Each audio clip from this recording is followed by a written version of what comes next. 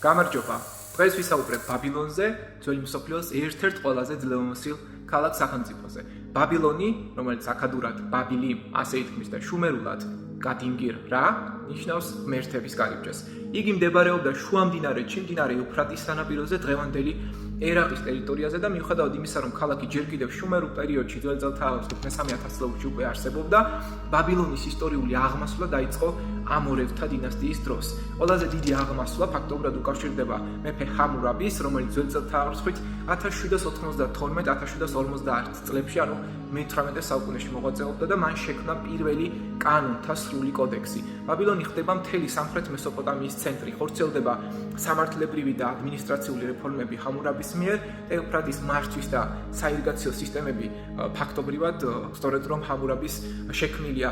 მანვე კანონების კოდექსი შექმნა, რომელმაც მოაწესრიგა ქონებრივი, ოჯახური და სისხლის სამართალი, ეს იყო 282 კანონი დიორიტის ქვაზე შავი ქვის ტელაზე დაწერილი კანონები.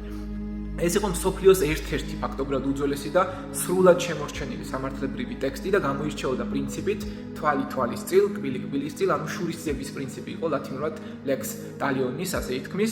კოდექსში გაწერილი იყო შრომითი კანონები, საკუთრების დაცვა, ოჯახური სამართალი, სასჯელები ქურდობისა და მრუშობისთვის და ფაქტობრივად ეს იყო ერთ-ერთი მთავარი მიღწევა ძველი მსოფლიოს ისტორიის სახელმწიფოებისთვის. ბაბილონის ისტორიის მეორე ზენიტი დადგა ქალდეველთა დინასტიის მმართველობისას, როცა მეფე ნაბუქოდონოსორ მეორე ძველი წელთა 562 წლებში მართავდა ძველ ბაბილონურ სამეფოს ბოლო 1531 წელს ხეთების მეფე მურსილმა მოუღო და საბოლოო ჯამში შემდგომში იგი ხან მითანის ხან ასურეთის სამეფოს მმართველობის ქვეშ ექცეოდა და მხოლოდ ქალდეველთა დინასტიამ შეძლო ახალი ბაბილონური სამეფოს აღზევება ნაბუქოდონოსორ მეორის მმართველობისას. ბაბილონი იქცა მსოფლიოს ისევ უდიდეს ქალაქად, აშენდა საოცარი ბაბილონის გოდოლი და დაკიდული ბაღები, ძველი მსოფლიოს 7 საოცრად პათაგანი სწორედ განახდა ზიკურათები და კედლები, არქიტექტურა და ხელოვნება სწორედ ამ დროს აყვდა და ბაბილონის სამეფომ დაიპყრო იერუსალიმი,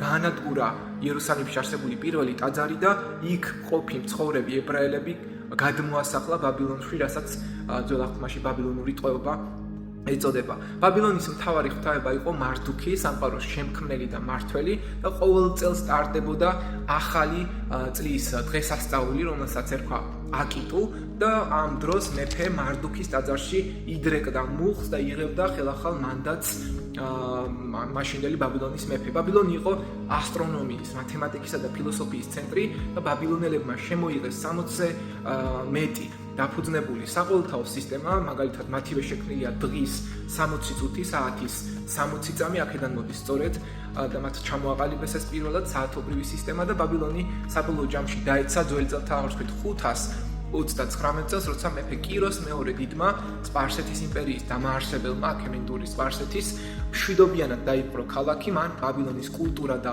ადმინისტრაციული წყობა შეინარჩუნა და ფაქტობრივად სამეფოს არსებობა 529 წელს შეწყდა. ბაბილონი იყო მაშინდელი ცივილიზაციის აკვანი, სამართალი, ასტრონომია, ლიტერატურა, ზიკურათები, ყველაფერი აქ იყო.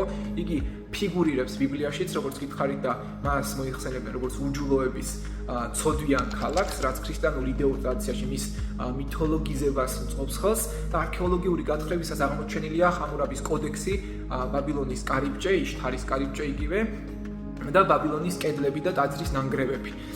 ბაბილონის მმართველობა, როგორც გითხარით, იწყება ძველ ბაბილონურ ხანაში 2334 წლიდან 2154 წლამდე პერიოდში, რაც ძირითადად აქადს ეხება და ბაბილონი თვითონ აქადის განადგურების შემდეგ ჩამოყალიბდა და 1792-დან 529 წლამდე პერიოდულად არსებობდა.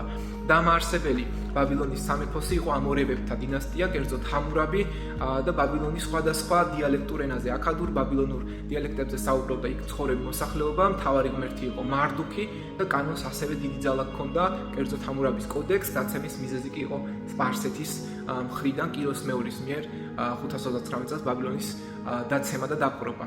ბაბილონი არ ყოფილა უბრალოდ ქალაქი, ეს იყო ცივილიზაციის სიმბოლო, რომელიც სამართლის განათლებისა და არქიტექტურის თვალსაზრისით უდიდესი მემკვიდრეობა შექმნა და დაუტოვა სამყაროს და მისმა კულტურულმა, პოლიტიკურმა სისტემებმა საფუძველი ჩაუყარა აღმოსავლურ იმპერიებს, ხოლო მისი სახელი სიმბოლოდ დარჩა კაცობრიობის ისტორიულ მეხსიერებაში. ეს იყო ჩვენი ერთ-ერთი კიდევ სააბიტურიენტო თემა.